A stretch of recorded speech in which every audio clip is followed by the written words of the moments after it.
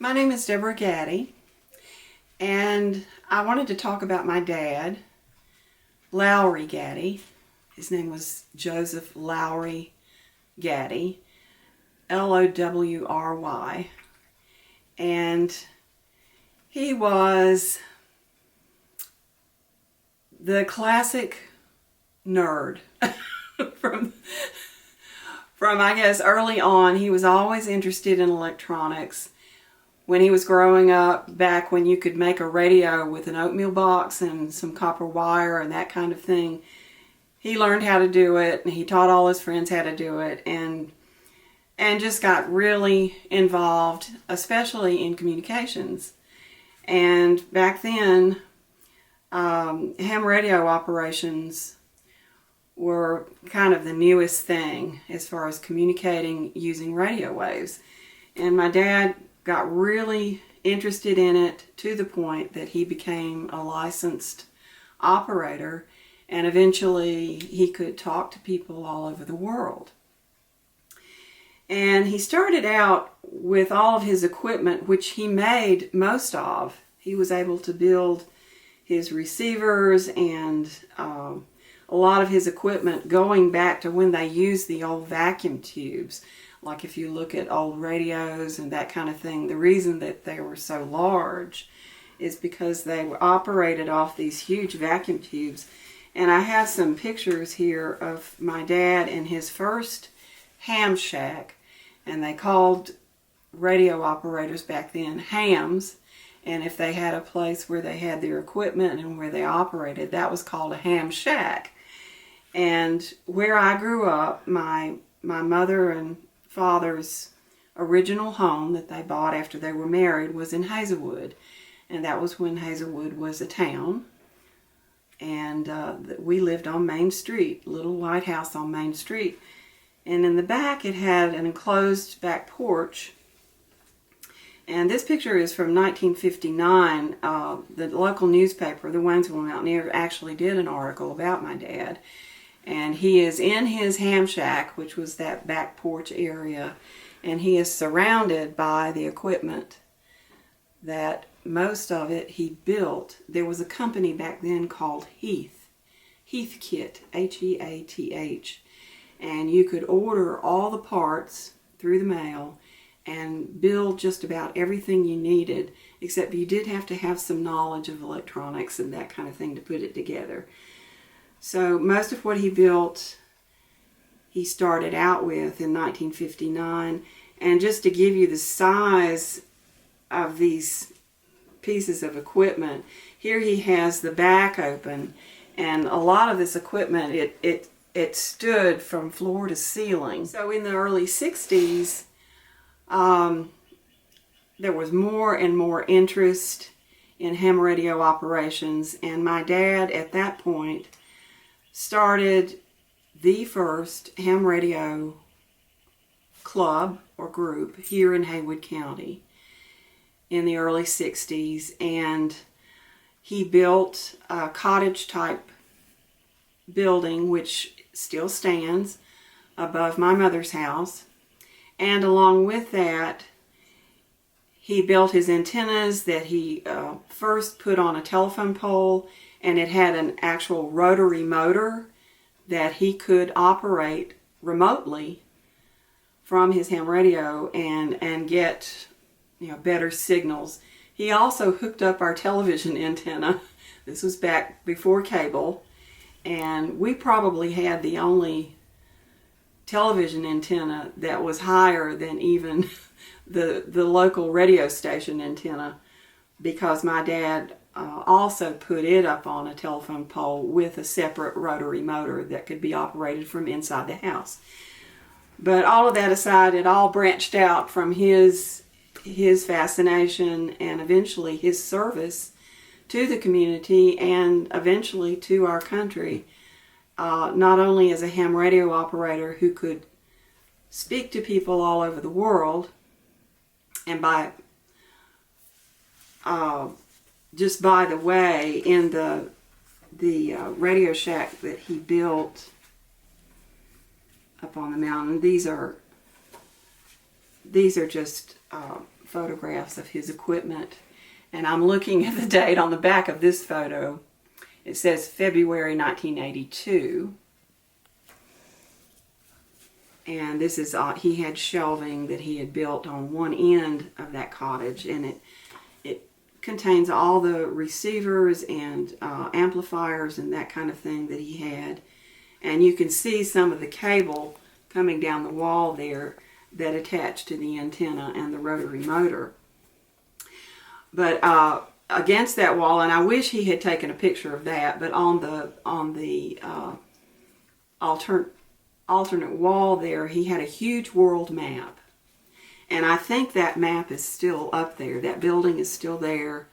On this world map, he recorded by push pins every place that he had communicated with another ham radio operator. And because they used Morse code, they had to be licensed in order to use that to talk to people. But you didn't have to know the language. That was a huge advantage back then. Everybody knew Morse code, and everybody that operated had a license to operate. You had to take a test, and according to some of his quotes in some of these magazine articles that I have here, FCC would offer the license test at least 4 times a year. And I remember my dad studying for it using records. He had these records that he played so he could practice. And this was his sender. And he actually made this. That was the most important instrument that a radio operator would have as far as communicating across. He even communicated with people behind the Iron Curtain, as we used to call it. That was back when there was a Soviet Union. And he was essential in setting up communications, not only with the civil defense, which I'll talk about in a few minutes, but also here in Haywood County, he worked with the local churches. And many of them had missionaries that were serving in other parts of the world, and they would be away from their families for months at a time, sometimes a year at a time or more. And my dad would make contact with other ham radio operators in these other countries, and in one of these articles they're talking about local missionaries that were serving in Costa Rica. And this was a popular thing for missionaries to do here, that they could contact my dad, they would schedule an operation with another ham radio operator in their area, and they would be able to patch into a phone line. They called it patching in to a phone line, so that these missionaries could speak with their families here at least once a month, or whenever they could schedule it with my dad, which was often, and not have to pay a cent, and they could keep in touch with each other when they were overseas. And so that was one service that he offered to the community. The other one was ham radio operators would have what they call field days. And this would be a practice in which the local ham radio operators would set up, and in this case, in the 1980s, they set up in front of the courthouse. Oh, excuse me, I was wrong about the 80s. This is dated June 28th, 1976. And what the ham radio operators do on a field day is to set up communication that depends on providing your own power. In other words, you would have to have a generator or something that would generate your own power, and establish communication with other ham radio operators across the country in case there was a breakdown in normal communication operations like telephone or television. And now we have, everything is digital.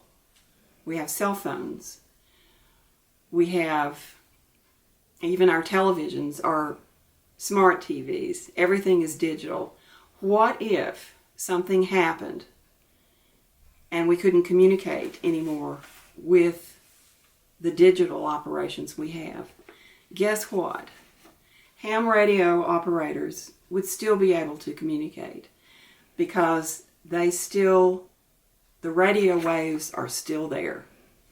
And if you have the right equipment and you have your own power, you can set up a situation where you can communicate with other people, even around the world, with shortwave radio.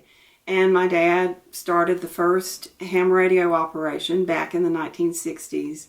They had a club that met once a month. They would set up these field operations probably twice a year and invite people, to come and see. There is still a small club, I think, that still operates here in Haywood County. They still do those field operations just to demonstrate to the community that there is a way to set up communications if all else fails. With all the disasters that we've been having, especially the weather,